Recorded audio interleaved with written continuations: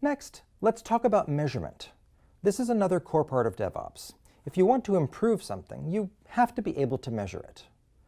For instance, suppose that a new software release is expected to make the application faster. How would you know whether it actually does make it faster? It's not very rational to say, I expect it to be better, therefore it's gonna necessarily be better. Sometimes even an expert is wrong. So when we want to know how the service is doing or whether we've improved it, we look to take measurements of its performance. Now, in traditional IT organizations, infrastructure monitoring has been an ops responsibility. This includes things like noticing if a server has crashed or if an application is unavailable or if a disk is filling up. But that's a pretty limited view on what's worth measuring. The service is a lot more than just the servers. With participation from the development team, we can get much better monitoring. Developers can make sure that applications export useful data, and they can write services with an eye to making them integrate with systems for recording and analyzing that data.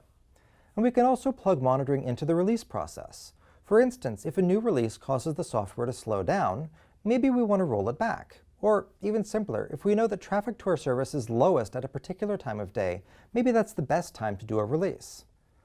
But measurement actually goes beyond even dev and ops. We can use the same measurement tools to record business metrics, things like customer activity, transactions per second, even measurements of customer happiness. And we can also measure the effectiveness of our own tools.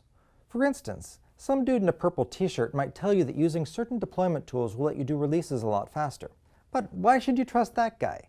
You can measure it and find out for sure. And on the operations side, we can talk about measuring errors and failures and find out whether these new practices we're adopting are actually reducing them. Now we'll talk some more about measurement in Lesson 3, where you get some more in-depth look at monitoring and some hands-on experience as well.